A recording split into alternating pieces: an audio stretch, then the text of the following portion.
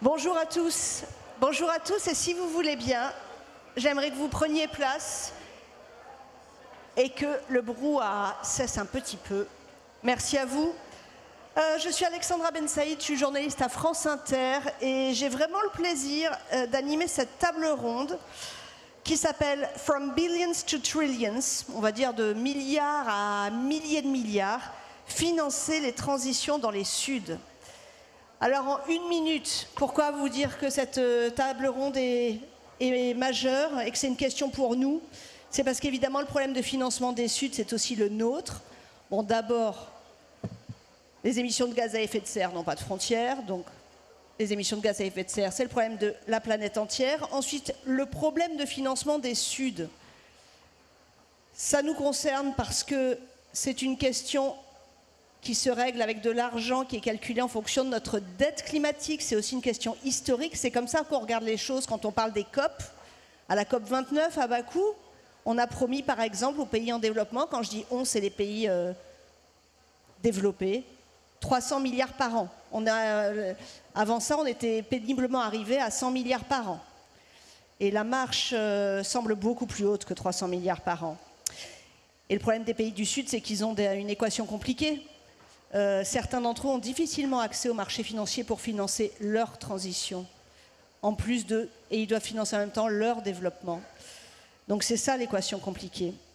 Et puis leur problème de financement, en milliards, en dizaines de milliards, en milliards on va dire, c'est aussi le nôtre parce que finalement on a un peu le même. Regardez MaPrimeRénov', pour parler d'une actu qu'on connaît bien. Bon. On sait que, par exemple, quand on a financé dans l'enveloppe les rénovations globales, là, ça vient d'être suspendu parce que sans doute aussi, on va dire qu'il y a des fraudes, et c'est vrai aussi, mais sans doute aussi, l'enveloppe n'aurait pas réussi à tenir toute l'année, parce que ça coûte cher. Il faut les financer, ces transitions. Et puis, en même temps, on doit financer notre éducation, nos dépenses d'armement. On est en train de préparer le budget. Qu'est-ce qu'on va mettre sur la transition de la France ? Vous voyez, on a le même sujet, financer les transitions. Et puis, bien sûr, il y a ceux qui veulent ne pas financer certains pans de ces transitions. Je ne résiste pas, parce que c'est l'actu, même si on est loin des Suds, mais je ne résiste pas à vous remettre dans l'esprit la polémique, y compris au sein du gouvernement, que vous avez entendu, entre un ministre de l'Intérieur qui dit qu'il faut arrêter le financement des éoliennes, des ENR, et puis une ministre que nous avons dans notre panel qui dit « c'est irresponsable ». Voilà, qui doit financer, à hauteur de combien, pour faire quoi, les Suds, les Nords? Dans ce paysage de départ, il faudrait aussi que je vous parle de l'éléphant dans la pièce. Il y a un backlash sur les politiques écologiques au niveau de la planète. Le plus grand initiateur du backlash, c'est-à-dire du retour en arrière, des reculades, il s'appelle Donald Trump. Et dommage, parce que c'est un grand pourvoyeur de fonds, les États-Unis. C'est un grand pays, au-delà du fait d'être aussi un grand pollueur, le second de la planète. Alors, les Suds, les Nords, est-ce que nous sommes dans une impasse? Est-ce qu'on est condamné à l'inaction? Est-ce qu'on est condamné aux impôts? Ou bien est-ce qu'on a des solutions pour financer la lutte contre le réchauffement? Cette table ronde est autour de tout ça, avec un prisme particulier sur les Suds. Autour de moi, il y a un très beau panel.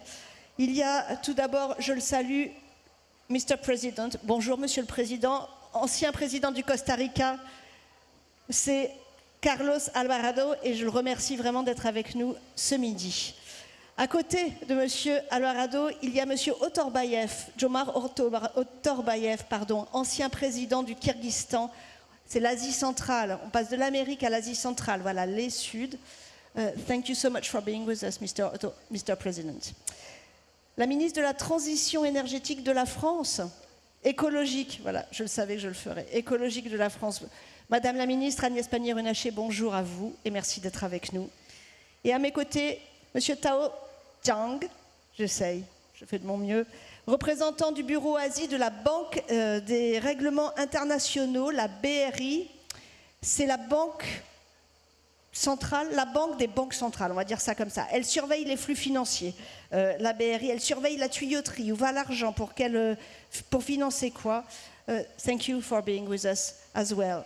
Et puis, la personne qui a pensé cette table ronde, elle s'appelle Hélène Ray, elle est tout au bout, elle est économiste, membre du Cercle des économistes.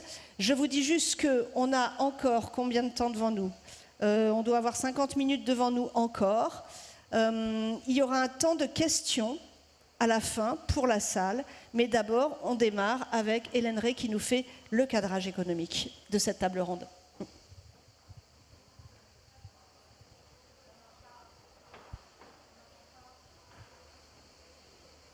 Est-ce qu'on peut changer le micro d'Hélène? Sinon, Hélène prend le mien ou monsieur... Allô? Est-ce que ça marche? Alors, on va échanger. Oui, super. Temporairement. Merci beaucoup, Mr. President. Donc, bonjour à tous. Et c'est bien sûr, c'est un honneur pour moi d'introduire cette table ronde qui est sur un des sujets un des défis les plus pressants du moment, c'est-à-dire la transition énergétique dans le Sud global et son financement. Alors, l'expression « from billions to trillions », en fait, elle est déjà apparue en 2015. C'est Bertrand Badré qui l'a introduit dans un rapport de la Banque mondiale. Et Bertrand Badré est d'ailleurs ici à Aix et anime d'autres sessions. Donc, le problème n'est pas récent. C'est un problème qui ne date pas hier. C'est un problème qui est avec nous depuis assez longtemps, mais c'est aussi un problème qui est éminemment global, comme l'a bien dit Alexandra. Et en fait, un développement qui peut-être est passé inaperçu, c'est que, bien sûr, les économies développées sont toujours clés pour la lutte contre le changement climatique, mais ce sont désormais les pays émergents et les pays en voie de développement qui fournissent effectivement 2/3 des émissions de gaz à effet de serre. Et ce sont aussi les pays émergents en voie de développement qui ont une biodiversité, une nature extrêmement riche. Et donc, ce sont vraiment dans ces pays-là que se joue, pour une bonne part, le changement climatique et la lutte contre le changement climatique. D'ailleurs, si on pense aux 4 plus gros émetteurs de gaz à effet de serre, il y en a 2 qui sont du Sud global, la Chine et l'Inde, et 2 qui sont les pays avancés ou des régions, les États-Unis et l'Union européenne. Donc les pays du Sud global doivent rapidement avoir une trajectoire de développement qui est bas carbone, et ils doivent aussi développer des façons de préserver la biodiversité et la nature, et tout cela malgré un coût du capital qui est élevé, bien plus élevé que les pays avancés. Et c'est un peu le cœur du problème.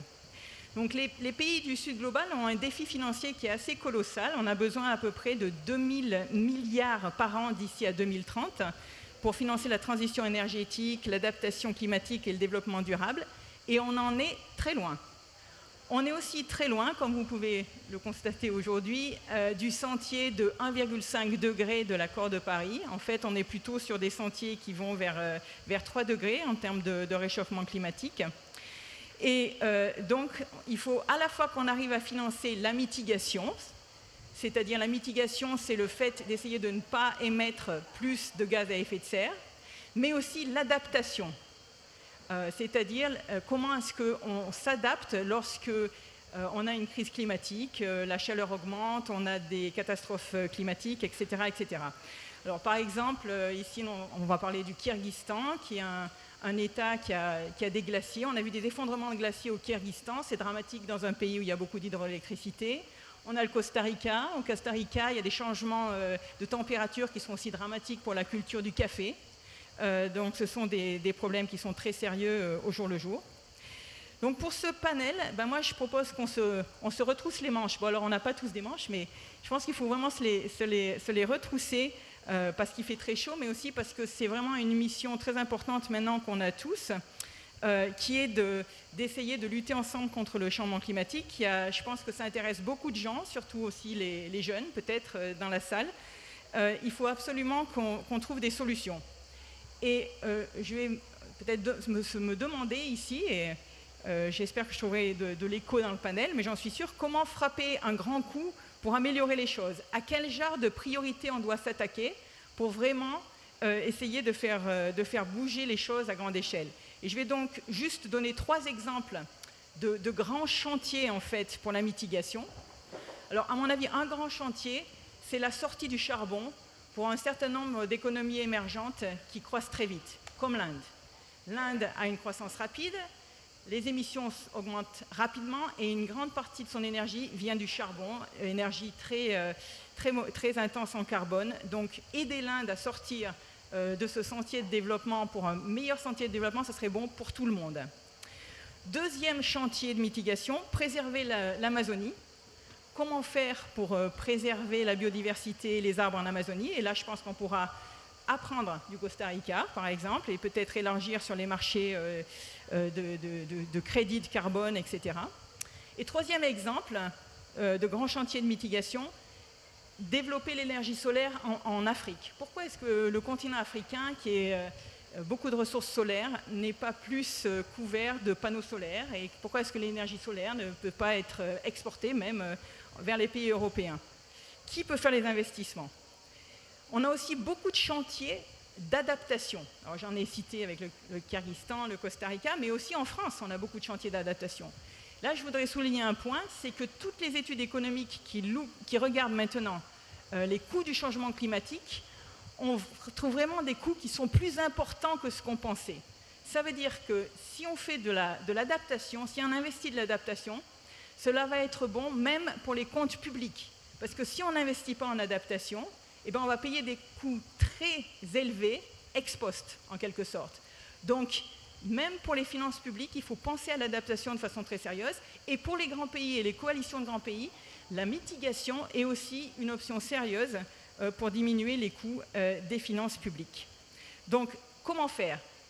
Il y a des pistes. Alors là, je vais vous inviter à lire un rapport qui vient juste de sortir, qui est le rapport de Paris, qui est du CEPR et de Bruegel, qui vient de sortir, qui s'appelle « Action globale sans gouvernance globale », et qui donne un certain nombre de pistes d'action, comme des coalitions de pays pour financer la transition énergétique dans les pays émergents, comme la finance hybride, donc ça on va reparler peut-être avec aussi la BRI, c'est-à-dire on peut utiliser des bilans aussi d'organismes multinationaux pour dérisquer les flux de capitaux, on peut faire de la finance verte, etc. Comme les marchés de crédit de carbone et les marchés peut-être de nettoyage de carbone qui peuvent être créés, les transferts technologiques. Bref, il y a beaucoup de choses qu'on peut faire de façon concrète. Et maintenant, je vais laisser le panel nous expliquer et nous donner tous ces exemples. Et j'espère on va sortir de la session dans un mode très constructif. Merci Hélène. Parfait, la transition, Hélène l'a faite elle-même. On va donner la parole au président Alvarado. S'il vous plaît, racontez-nous, le Costa Rica est un pays pionnier. Alors racontez-nous, est-ce que c'est possible de financer la transition? Pour faire quoi? Avec quel argent? Il me semble que vous y êtes pas mal arrivé. Merci et bonjour. Je suis très content d'être ici. Malheureusement, je veux parler en anglais, mais je m'excuse, je peux m'exprimer mieux en cette langue. So, in our journey to finance. Donc, dans notre parcours pour trouver notre propre développement lié à l'environnement, il y a eu plusieurs étapes et nous avons tiré un certain nombre de leçons. Au début du dernier siècle, le Costa Rica était 80% composé de forêts. Mais en 1980, il ne restait plus que 20% de forêt. Nous avions détruit la plupart de la forêt, surtout pour les activités de production et pour l'agriculture également. À l'époque, en commençant au début des années 70, les scientifiques, les politiciens pensaient qu'il était important de préserver des écosystèmes. Le Costa Rica est un tout petit morceau de terre, mais il dispose de 6% de la biodiversité de la planète. C'est un bijou de la biodiversité. Et on était en train de le perdre, non seulement les Costa Rica, mais l'humanité dans son ensemble. Donc la première génération de politiques pour les financer, c'était la création des systèmes de parcs nationaux. Donc en commençant dans les années 70, nous avons créé des parcs nationaux à travers le pays afin de préserver cette nature. À l'époque, les gens disaient « vous allez détruire l'économie, cela ne vaut rien, c'est mauvais pour le pays ». Mais c'était tout à fait le contraire. Le système de parcs nationaux n'a non seulement préservé la nature, mais a créé de nouvelles industries, des industries propres. L'une des industries principales de nos pays, c'est l'écotourisme. Donc, cette génération de conservation a créé de la richesse à travers le pays. Et comment est-ce qu'on l'a financé? Eh bien, ça a été financé par les citoyens qui payaient des taxes. On peut dire également que c'est très cher. On continue à rembourser cette dette et c'est un fardeau. Mais cela crée de la croissance et du bien-être à travers tout le pays. Mais il y a eu des problèmes environnementaux parce qu'on avait des parcelles de terre qui étaient verrouillées, mais la diversité génétique ne pouvait pas s'exprimer. Il n'y avait pas de couloir naturel. Donc, dans les années 90, la deuxième génération de politique, c'était les paiements pour services environnementaux. Il s'agit d'un système où les propriétaires privés de parcelles de forêt sont payés pour les services rendus par la forêt à la société. Rappelez-vous, c'était les années 90. Les gens pensaient que nous étions fous, qu'on fumait, qu'on était déjantés parce que personne à l'époque ne pensait qu'il fallait payer cela, qu'on pouvait émettre une valeur monétaire. Mais cela s'est produit. Nous avons créé le paiement de services environnementaux, le tout premier de la planète. Et à date, les propriétaires des forêts privées, on leur donne $50 par hectare pour protéger la forêt. Comment est-ce qu'on l'a financé? Ça a été financé avec le soutien technique de Norvège et d'Eski. C'était payé à travers des emprunts donnés par la Banque mondiale et la Banque de reconstruction allemande et surtout avec un impôt sur les carburants fossiles, l'énergie fossile. Donc on taxait l'énergie fossile et cette taxe était remis à la forêt. C'était la deuxième série de politiques. Donc j'ai dit qu'au début du dernier siècle, la Costa Rica avait 80% de couverture forestière. Et aujourd'hui, grâce à ces politiques publiques, notre couverture forestière est à 55%. Et cela augmente. Non seulement en termes de couverture, mais en termes de croissance économique. Et donc, c'est un contre-exemple qui prouve que l'on peut le financer au bénéfice du pays et de la planète. Dernièrement, la génération de politique la plus récente, après l'accord de Paris en 2015, tous les pays devaient élaborer des programmes. Mais en 2019, il n'y avait aucun pays qui avait présenté leur programme. Donc le Costa Rica a présenté le premier plan de décarbonisation de la planète, le tout premier de la planète, afin de réduire les émissions et promouvoir la croissance et le bien-être. Et donc les gens ont dit c'est impossible, ça ne va pas fonctionner, qui va le financer? Mais on l'a fait. L'innovation paye, puisque comme c'était le premier plan, nous avions des partenaires de par le monde qui étaient prêts à nous financer. L'un de ces partenaires, c'était l'AFD. Et ils ont commencé à soutenir le plan. Et le plan technique de décarbonisation a rendu 50 milliards de dollars en utilisé net. Cela veut dire que le plan n'était pas un coût, mais un investissement et continue à être le moteur de la croissance. Donc pour finir là-dessus, il y a eu toute une voie de nouvelle génération sur comment investir là-dedans, mais deux idées principales. D'abord, l'innovation et le courage payent. Et deuxièmement, il faut oublier le fait que ce soit des coûts. En réalité, ce sont des investissements. Et ce qu'il faut trouver, c'est l'équilibre pour investir dans des choses à la fois du côté public et du côté privé afin de générer ces bénéfices. Et cela est possible, cela a été démontré grâce à ces expériences et à travers ces histoires économiques. Et on le voit maintenant dans la politique industrielle et la réduction de l'inflation aux États-Unis. La politique industrielle, ce n'est pas simplement pour combattre contre le changement climatique, mais par rapport aux industries également. C'est pareil pour la France et pour le Green Deal. Donc je pense qu'il faut aller dans ce sens-là et l'envisager plutôt comme un investissement. Merci. I love it. With a message of hope, that's nice. Mr. Prime Minister, Cher Premier ministre, cher Otobayev, est-ce que vous voyez les choses de la même manière? Vous venez du Kyrgyzstan, vous avez une empreinte carbone très faible, vous avez des bijoux qui sont des glaciers. Est-ce que vous pouvez désengager les émissions de la croissance et comment financer cette transition? Eh bien, merci beaucoup. C'est un plaisir de faire partie de cette séance hors pair. C'est une conférence particulièrement réussie. Ce que j'ai entendu, c'est qu'il y avait 1 million de personnes qui regardaient, qui écoutaient ce que l'on disait. Cela nous donne une responsabilité afin de mettre en exergue nos principes et nos idées. Sommes-nous capables, dans le cadre du Sud global, de financer la transition verte? Je ne peux pas dire pour tout le Sud global. Par exemple, je ne connais pas grand-chose sur l'Afrique et l'Amérique, mais je peux parler de l'Asie, là où on se trouve. Et comme vous le savez, l'Asie s'en sort très bien au niveau du développement économique.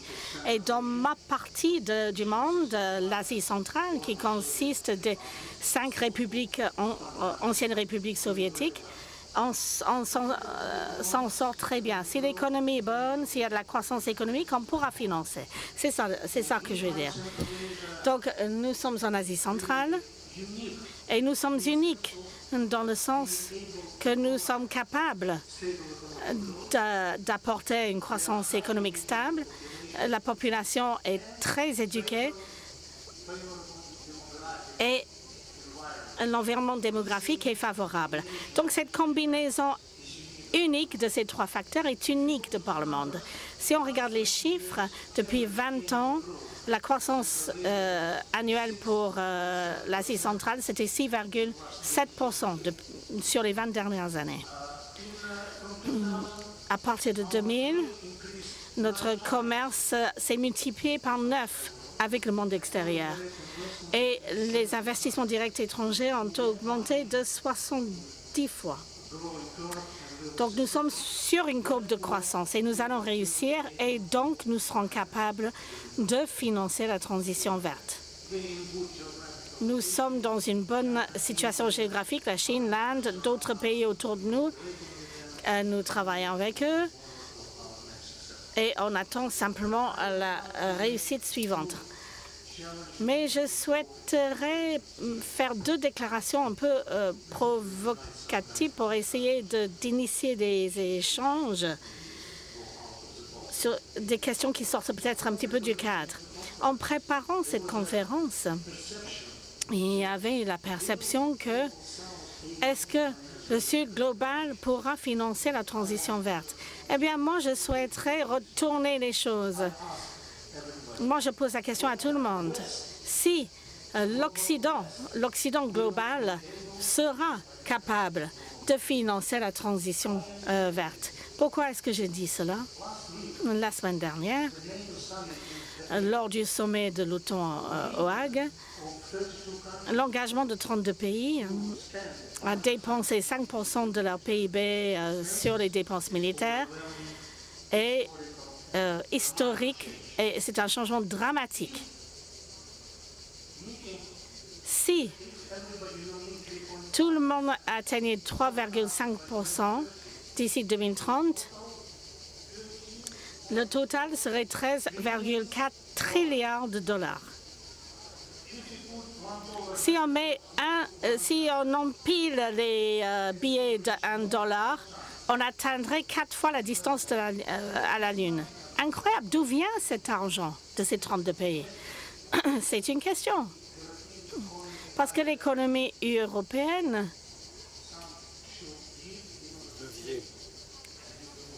beaucoup de leviers.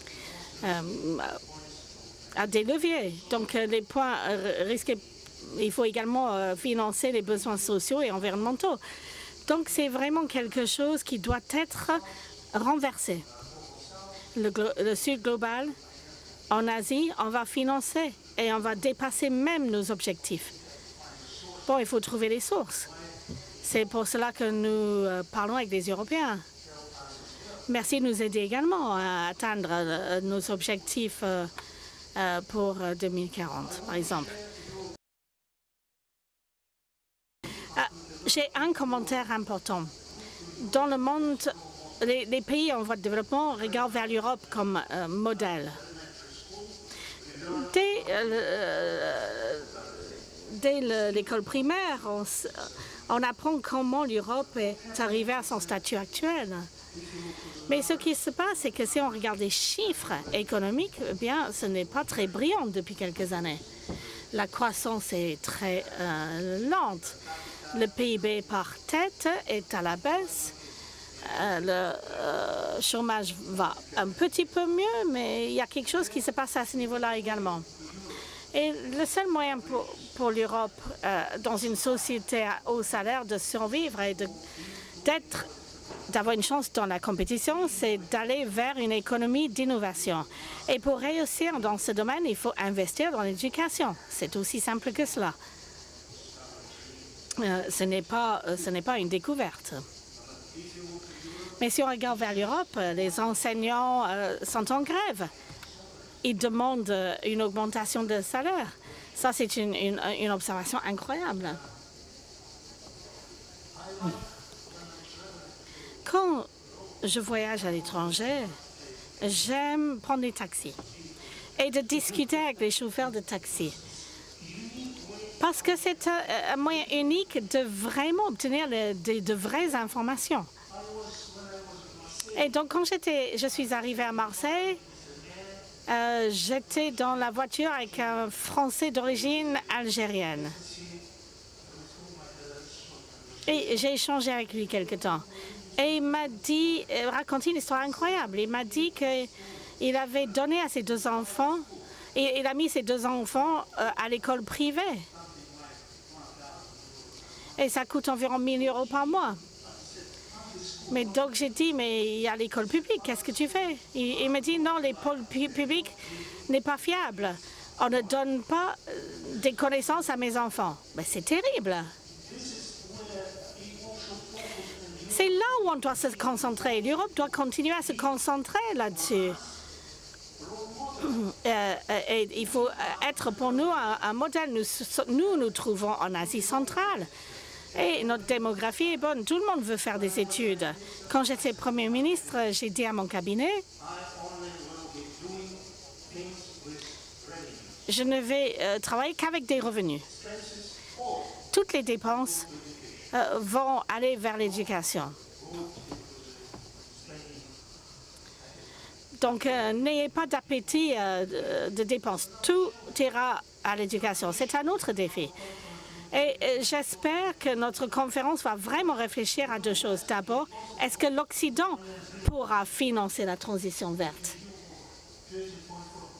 à la hauteur de 13,4 trilliards de dollars? Et est-ce que l'Europe pourra financer l'innovation basée sur une éducation de qualité? Merci. Thank you, Mr. Otarbayev, Mr. Prime Minister. Bon, double charge du Premier ministre du Kyrgyzstan qui nous avait dit qu'il serait provocateur. Double charge, il nous dit que de toute façon on vient de décider de mettre 5% sur la défense de notre PIB et puis on n'arrive même pas à financer correctement, lui a dit ce chauffeur de taxi de Marseille, notre système d'éducation. Alors, Madame la ministre de la Transition écologique, comment financer les transitions dans les Suds? Il nous renvoie la question à nous, les pays du Nord. Agnès Pannier-Runacher. Merci beaucoup, Monsieur le Président, Monsieur le Premier ministre, Mesdames et Messieurs. En fait, ce que démontrent les propos introductifs, c'est que ce n'est pas une question d'argent. L'argent, il existe, il circule. Ce qui manque, c'est sa mobilisation au service de la lutte contre le dérèglement climatique et l'adaptation au changement climatique. Et c'est donc le courage de sortir de notre zone de confort et de lutter contre des rentes qui sont issues d'un monde économique qui est construit sur le fossile.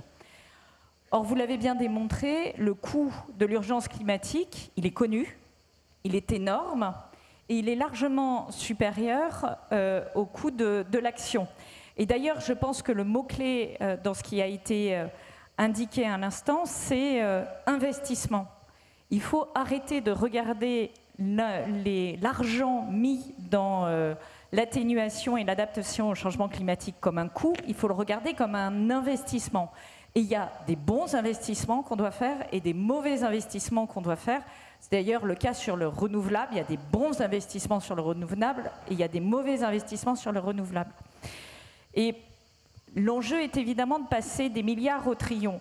Alors, la France, elle s'est mobilisée. Elle s'est mobilisée avec le président de la République dans ce qui a été le pacte qui s'était initialement appelé le pacte de Paris pour les peuples et la planète, que nous avons transformé en pacte pour la prospérité, les peuples et la planète, qui a été lancé en 2023, et qui est une feuille de route que nous avons co-construite avec les pays du Sud, justement pour craquer cette question du financement et cette question de comment on passe de financement budgétaire d'un nombre réduit d'États qui sont ceux qui sont les financeurs habituels de l'accord de Paris, à une réelle mobilisation de toutes les sources de financement vers la lutte contre le dérèglement climatique et l'adaptation au changement climatique, avec 3 piliers. Le premier, c'est qu'on ne peut pas opposer développement économique et lutte climatique. Et donc, l'argent de l'aide au développement, elle doit aussi accompagner la transition climatique, et elle doit aussi, cet argent doit aussi prendre en compte le fait que des pays en développement ont de la dette et qu'on doit néanmoins continuer à leur prêter et qu'on ne peut pas s'arrêter au seul bilan qu'ils ont, parce que sinon on les bloque dans leur capacité à se développer économiquement et dans leur capacité à lutter avec nous contre le dérèglement climatique. Le deuxième pilier, c'est effectivement mobiliser toutes les sources de financement.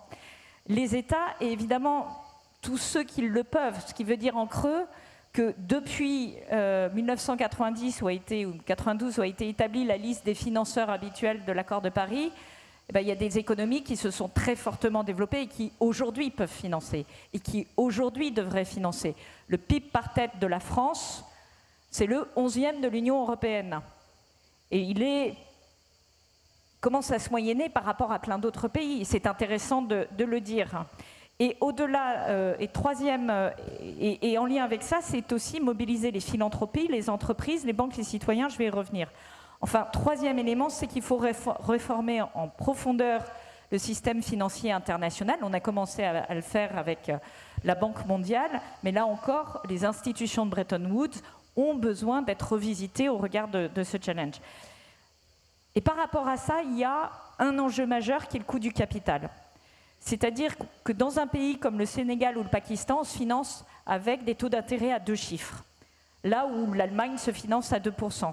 Et dans les pays les plus vulnérables, la prime de risque s'envole, ce qui est une situation insoutenable puisqu'elle empêche les investissements dans des infrastructures, des énergies renouvelables, des investissements qui sont gagnants économiquement, socialement et climatiquement pour le Nord comme pour le Sud, parce qu'il y a cette prime de risque qui bloque les projets. Et donc tout l'enjeu, c'est d'arriver à donner un cap et à dérisquer ces projets pour que les meilleurs projets pour leur mérite propre, quel que soit leur endroit sur la planète, puissent être financés. Et dans la même idée, c'est comment on élargit la base des donateurs et on va chercher des outils innovants. C'est tout le sens du rapport de Bertrand Badré que nous, on a traduit au-delà avec la Barbade dans ce pacte pour la prospérité, la planète et les peuples. C'est d'accepter que le monde a changé, que le groupe des 77 s'est atomisé, qu'il y a dans ce groupe des 77 des pays puissants qui sont les BRICS ou qui sont les BASICS, qui doivent prendre leurs responsabilités et qui parfois se font trop souvent le porte-voix des pays les plus vulnérables, mais qui ne défendent pas toujours autant qu'ils le pourraient les intérêts de ceux-ci. Qu'il y a ensuite des financements innovants qu'on peut mettre en place. Je pense à la taxation du transport maritime qui a été enfin actée en avril à Lomé. Je pense aux travaux prometteurs en cours sur l'aviation avec les discussions de Séville. Je pense à une taxe sur les énergies fossiles. Alors, utilisée à des fins de confort, parce qu'il faut faire attention à ne pas empêcher des pays d'avoir accès à l'énergie. Je rappelle que 800 millions de personnes sur la Terre n'ont pas accès à de l'électricité. Donc, on va commencer par les équiper avant de leur donner des conseils. Je pense évidemment à la taxation carbone, au mécanisme de taxation carbone aux frontières que l'Europe est en train de mettre en place, qui peut être un mécanisme extrêmement puissant aussi de transformation pour les pays en développement. Et puis, l'usage des droits de tirage spéciaux pour la Banque mondiale. Et le dernier point, c'est réformer les banques de développement et réunir les agendas. Lorsqu'on écoute les pays en développement, ils ne voient pas la couleur de l'argent. C'est trop compliqué, les banques sont lentes, frileuses, enfermées dans des logiques d'évaluation du risque, ce qui pénalise les pays les plus fragiles. Lorsqu'on nous écoute, nous contributeurs, et je rappelle que la France, elle investit 6 milliards d'euros chaque année dans la finance climat, c'est le deuxième pays au monde le plus contributeur. Nous ne sommes pas le deuxième pays le plus riche au monde, nous ne sommes pas le deuxième pays par PIB par tête, enfin je pourrais multiplier les exemples. Nous avons pris, nous, nos responsabilités de financement et notre sentiment, c'est que l'argent n'arrive pas aux pays les plus vulnérables.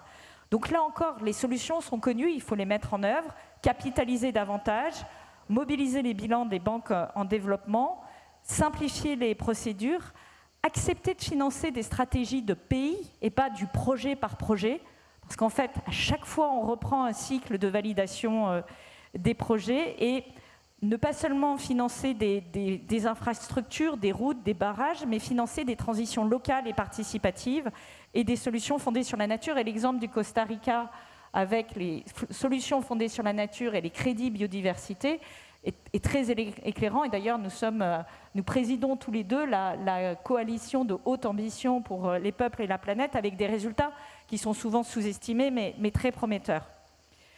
Et donc, vous le voyez, derrière ça, l'enjeu, c'est de retrouver une confiance entre pays du Nord, pays du Sud, et qu'on sorte de l'idée qu'il y a les pays du Nord qui sont un ensemble cohérent et les pays du Sud qui sont un ensemble cohérent.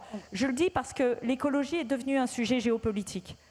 L'écologie pose la question de la concurrence pour l'accès à des ressources rares et essentielles comme l'énergie, l'eau, l'alimentation, les matières premières critiques. Et très clairement, ne plus coopérer, c'est ouvrir une ère de conflictualité majeure et de crise économique et sociale d'une ampleur inédite. Donc en fait, on n'a pas d'autre option que de construire des coopérations. Merci Madame la Ministre. J'entends en creux la question de la Chine et de la participation de la Chine. Peut-être qu'on aura le temps d'y revenir. Il nous reste 15 minutes. Alors, je passe bien volontiers la parole à Monsieur Tao Zhang de la BRI. On est sur la tuyauterie financière. Comment financer les transitions dans les Suds? Il y a déjà eu plein de solutions. Peut-être que vous pouvez nous en apporter d'autres. Thank you. Merci Alexandra. Et c'est mon plaisir de rejoindre ces panélistes. Vraiment, c'est un honneur. Je viens de Banque pour les règlements internationaux.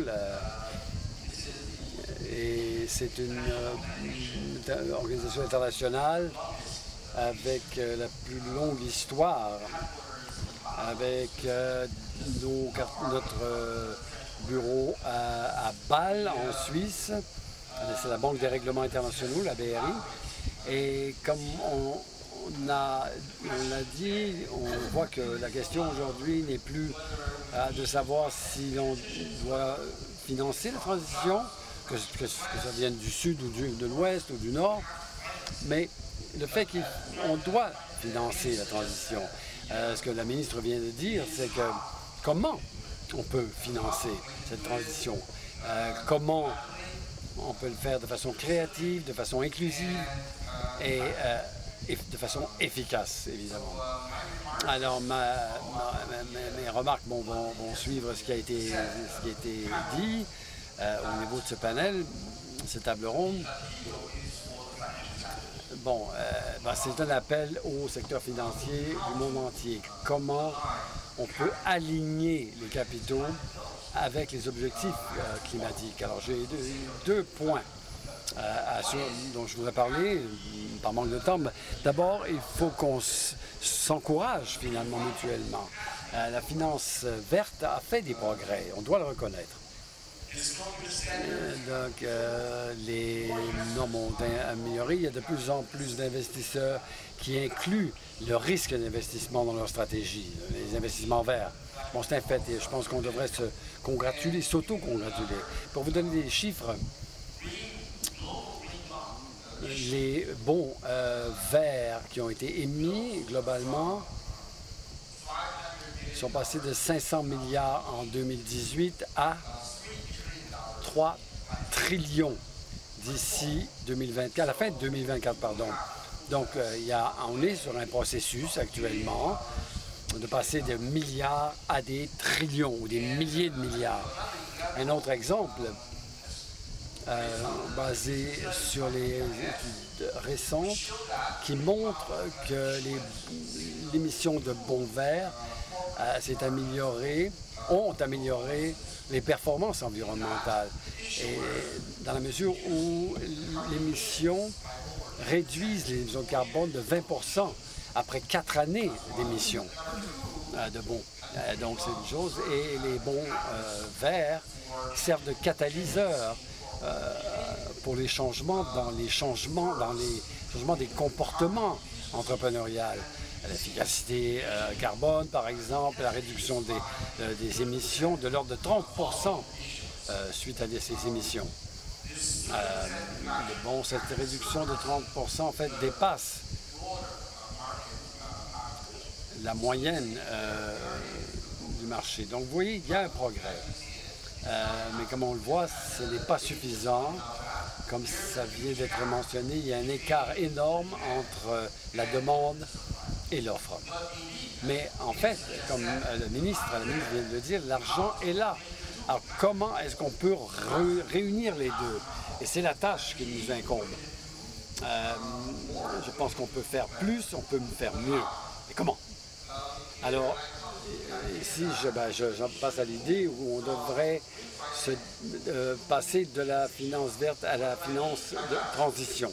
Ce que je veux dire, c'est que la finance verte, comme on la connaît, on mobilise des ressources pour financer des projets verts. Et chaque projet vert a ses propres critères, ses propres... ce qui veut dire qu'en autant que l'on respecte un seuil d'émission, ça devient un projet vert. Mais on sait qu'on cherche un retour sur investissement également.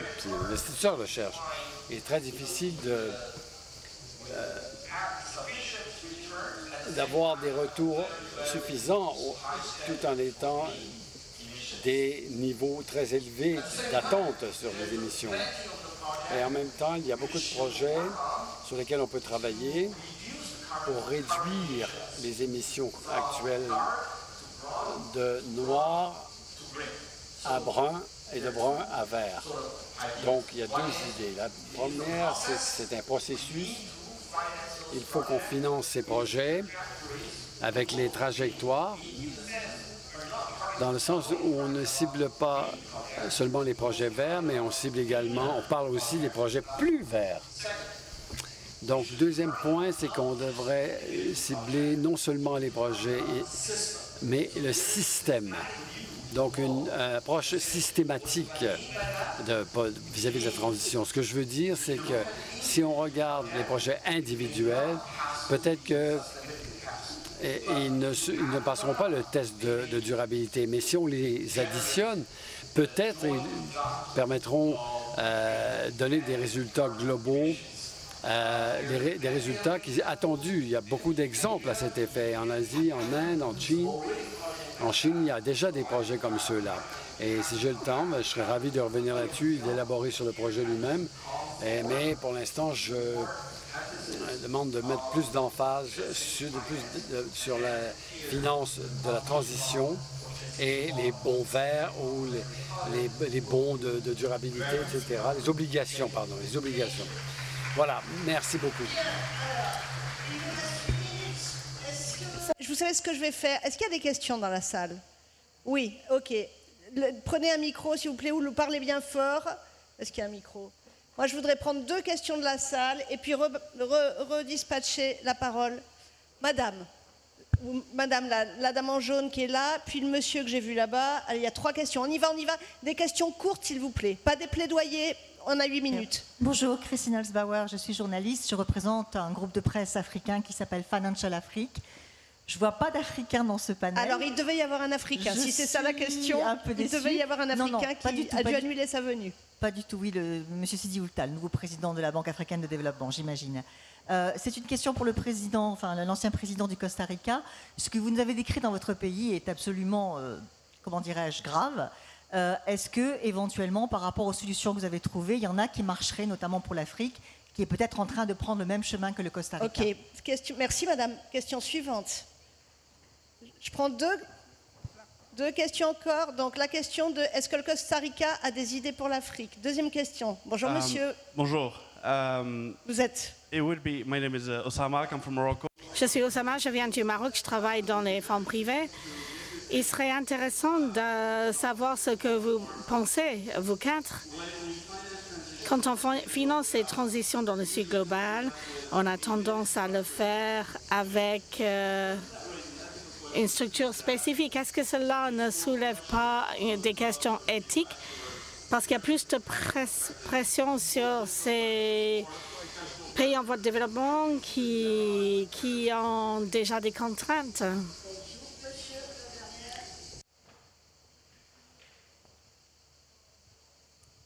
Thank you.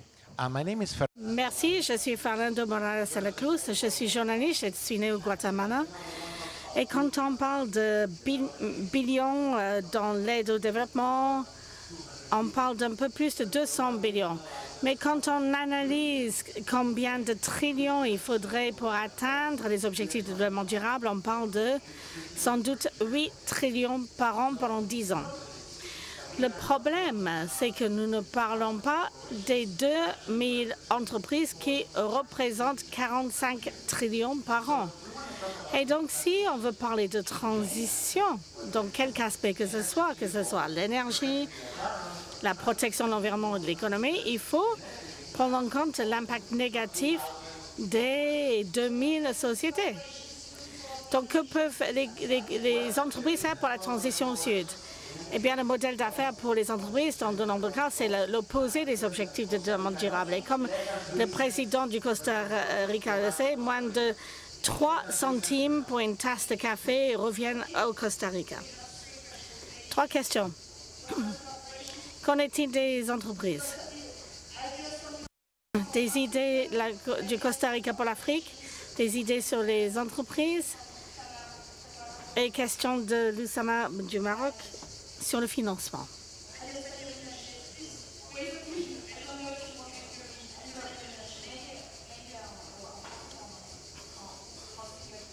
C'est sur l'Afrique. Les réponses, elles sont notamment le dérisking des projets. C'est-à-dire comment accompagner l'Afrique? C'est faire des vrais packages sur des stratégies pays, et c'est ce que vous disiez aussi en disant il faut financer des stratégies complètes et pas seulement du projet par projet, parce que certains projets ne vaut parce qu'ils sont reliés à un écosystème ou un système organique, premièrement. Deuxièmement, il faut dérisquer, donc baisser la prime de risque pays. Et ça, il y a des instruments. On peut faire de la blended finance. Il faut aussi regarder comment blended finance, c'est du public-privé, on est d'accord? Voilà, exactement. Et il y a 2 outils que je n'ai pas évoqués, qui sont les crédits biodiversité de haute intégrité, qui sont une initiative qu'on a prise avec le Royaume-Uni. Donc là, c'est la ministre qui négocie pour le climat, pour la biodiversité, pour les pollutions, au nom de la France qui vous parle. L'initiative de crédit biodiversité de haute intégrité, on déploie aujourd'hui des projets pilotes pour regarder comment ça marche et si on arrive effectivement à accélérer ces financements. Et les crédits carbone, le fameux article 6 de l'accord de Paris, qu'il ne faut pas regarder comme un renoncement. Moi, je suis très surprise que les ONG environnementales regardent ça comme un renoncement. Non, c'est au cœur de l'accord de Paris depuis 2015. Et cet élément-là est l'occasion de créer des partenariats stratégiques avec les pays les plus vulnérables et de sortir de cette opposition totalement fictive aujourd'hui du groupe des pays du Nord et du groupe des pays du Sud, parce que nous sommes des groupes de pays différents en réalité. Et la trajectoire ou mes capacités de financement, moi, en tant que France, sont largement inférieures à plein d'autres pays du Nord. Néanmoins, je fais plus d'efforts que d'autres pays. Donc, ce n'est pas la bonne approche. La bonne approche, c'est comment on va chercher collectivement les projets qui abalent plus de tonnes carbone ou qui évitent Je pense à la RDC, par exemple. La RDC est un sujet démographique. La meilleure façon de répondre à la RDC, c'est l'éducation, et l'éducation des filles. Ça n'a rien à voir avec le climat, et ça sera probablement la manière la plus efficace de contenir les émissions de carbone de la RDC, d'empêcher que son puits carbone explose, enfin diminue et disparaisse. Tao, please. I'm sorry, I'm rushing you all, but we have only a few minutes left. Je suis désolée, je vous presse, mais il nous reste que quelques minutes. Merci, je souhaitais juste répondre à la question sur les fonds privés. Le BIS a lancé ce que l'on appelle le fonds d'obligation verte il y a 5 ou 6 ans. Et actuellement, nous avons atteint presque 7 billions de dollars américains avec des qualités, des critères très exigeantes. Mais ce que je souhaiterais dire au secteur privé, c'est qu'il faut faire attention à ces fonds et il faut faire attention aux fonds qui cherchent des investissements avec un hybride entre projets d'énergie renouvelable et des projets traditionnels à base d'énergie fossile qui ont généré les réductions dramatiques d'émissions de gaz à effet de serre. Juste pour expliquer, on sait que l'énergie souffre des intermédiaires élevés. Donc 30% d'énergie renouvelable souffrent de cela.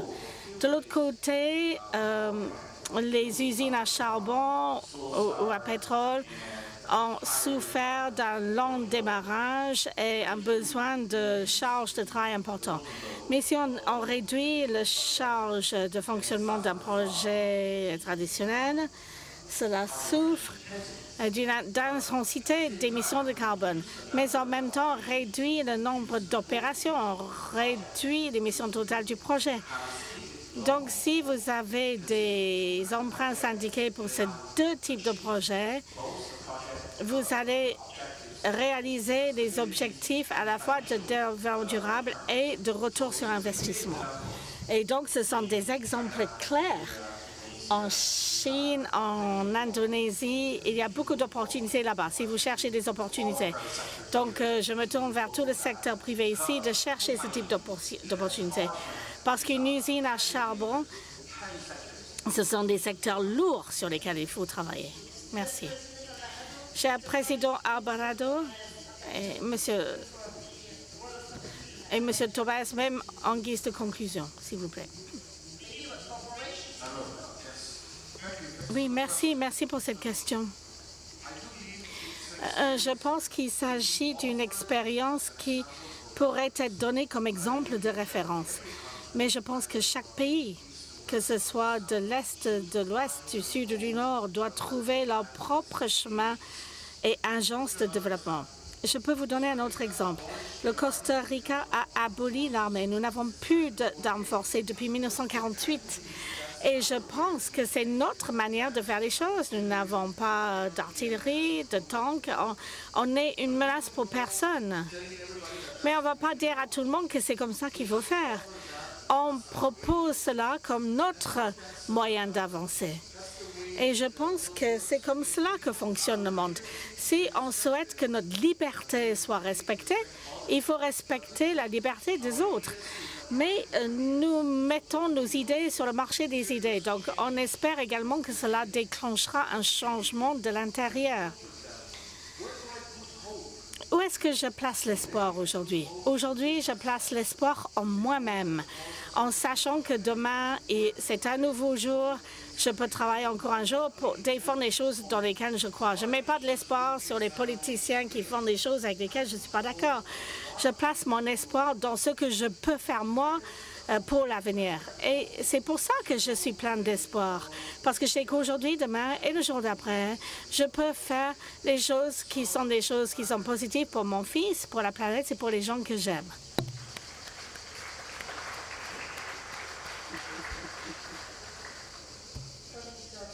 Premier ministre Otobaev, vous avez commencé avec des questions provocatrices. Donc une réponse courte pour les financements verts, il faut avoir de la croissance économique. Sans croissance économique, il n'y aura pas de financement vert. La distribution des revenus, moi je dirais, on peut prendre l'exemple du Costa Rica. Je viens d'évoquer les 13,4 trillions qui seront dépensés sur les armes. Donc, quoi faire avec cela? En réalité, je souhaiterais terminer ma déclaration. C'est de Franz Kafka. Il a dit « Les discours n'ont pas de sens, il y a un manque de confiance. Donc, construisons la confiance dans ce type d'événement et parmi tous. » Merci. Merci à tous les panélistes. Merci au public. Putain, c'est